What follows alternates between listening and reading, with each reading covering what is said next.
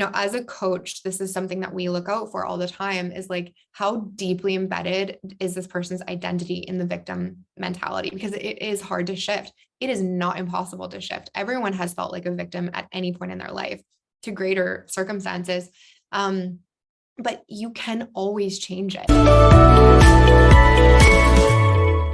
What I'm wondering though is how often, and I know you said this on a more extreme level of, I've been through abuse and stuff too with people you talk to, but I wonder how much when you're coaching people and them actually understanding their own worthiness or their barriers, their roadblocks that they have, how much of it comes out through not understanding how to take personal accountability for their results, for the lack of being able to, whether it be sell or be able to hit their numbers or whatever. Like, how often does that come as part of it? And is it an important step for them to really get, or can they kind of overcome that and build another skill elsewhere?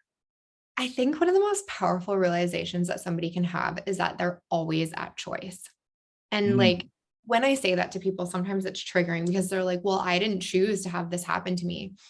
And I'm like, fair and fine. And, I always want to validate people for the hardships that they've gone through. And yet we always get to decide what we do with what happens to us. And we always get to decide how we're going to show up afterwards. So never are we always the victim. We can be a victim of a circumstance or of a moment or of a person or something. Sure, absolutely. But choosing our identity after that moment is the most important thing that we can do.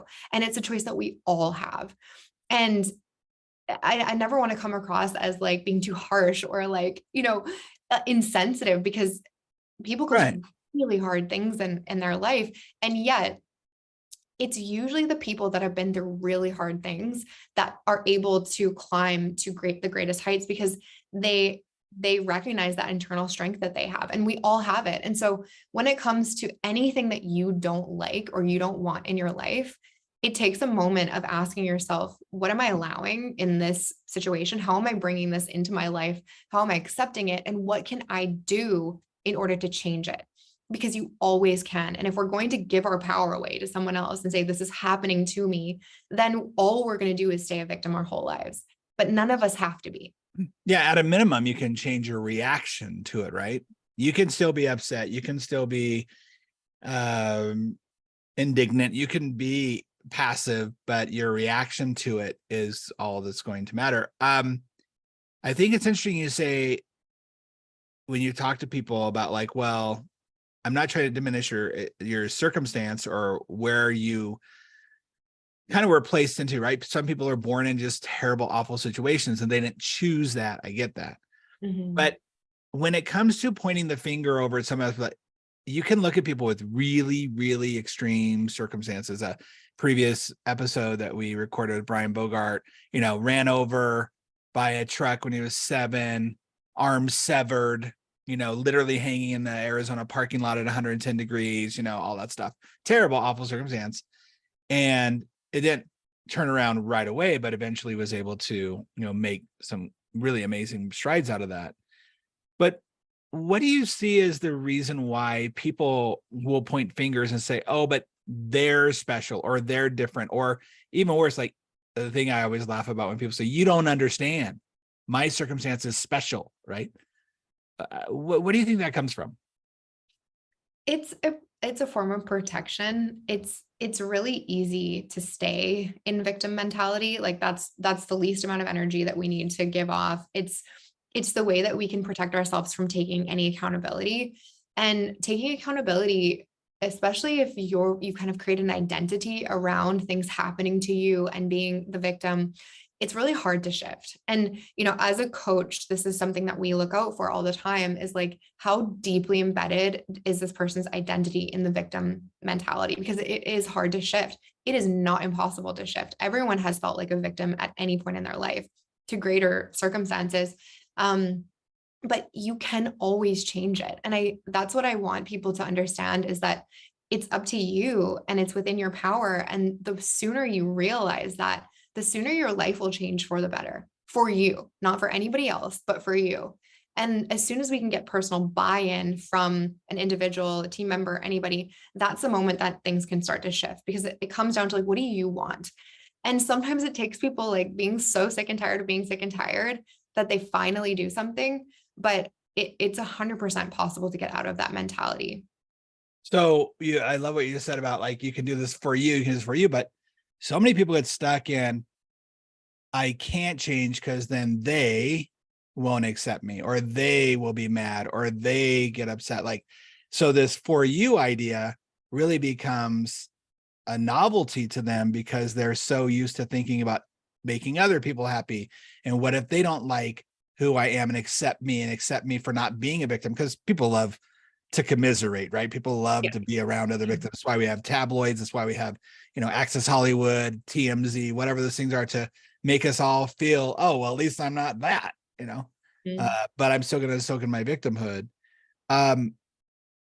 Why do people, though, knowing the end result, I think if people really sat and thought about it, and if you were to go down the rabbit hole when it comes to victimhood, everybody knows the end result is not going to be happiness. Like nobody goes, oh, I am so happy in my victimhood. They might say that in the moment, but the end result, no one ever had a thrilling, exciting, successful, whatever successful looks like, life living in victimhood. So why do we choose to stay in it so often? I would say like a lack of being able to see outside of yourself. And when you're in victimhood, you're in like a very high cortisol state all the time. And so look at like the neuroscience of that. When we're in a high cortisol state all the time, meaning like we're highly stressed and agitated because we're in this victim mentality where we feel like the world is against us and everyone's against us, we actually lose access to our peripheral vision. So if we're every day waking up, and I say this to my teams all the time, like you can choose, like, do you want to take a shot of cortisol for breakfast, or do you want to take a shot of dopamine for breakfast? You actually get to decide. Dopamine is like the happy hormone. It makes us feel good, which like can come from cold showers, exercise, positive affirmations, gratitude, hugging your loved one in the morning, listening to positive music. There's so many things you can do. Or you can wake up and look at social media, read the news, complain about your work, complain to your husband, yell at somebody on the traffic way to work. And you're literally taking a shot of cortisol. When that happens, you actually lose access to your peripheral vision. Your cortisol will stay in your body for 24 hours. Your dopamine will stay for 3 minutes. And now, so clarify what you mean by peripheral vision, because are you talking literal peripheral or the ability to think in a bigger peripheral space? Both. So you actually lose access, like your eyesight changes because your body is now like hardwired to think like, how do we fight, flee, freeze, or appease? Like, how do we like fight something? Because we're feeling that cortisol. And then we actually lose access to our prefrontal cortex because our brain is preserving resources to go into our primitive brain, and we lose access to our collaborative thinking, our creative thinking, our trust factor. So we are less trusting of other people. And people will stay in that cycle for years. And guess what happens when we have increased cortisol over the course of our life? Increased rate of heart disease, diabetes, stroke, cancer, all of these things, which is why people can like get sick by the way that they're thinking and, the amount of cortisol they have in their body. So it's a shake. Like you almost have to like shake someone out of that repetition. And so the way that I do this is I start with like physical habits. I go into someone's like habits, like, what do you do in the morning? What do you eat? What do you drink? What are you thinking about in the morning? Because if we can start to shift their actual like physiology, that will start to help them get out of that victim mentality, because they'll start to just slightly feel better, physically feel better. And then from there, they'll be more available and open to thinking different thoughts that will make them feel, again, differently and open up a whole new kind of energy level for them outside of that victim mentality. Hey, there's no reason to learn how to own your role on your own. If you like that clip, go ahead and click right here for another one. Or if you want to watch the entire podcast, go ahead and click right here. Also, don't forget to like and subscribe.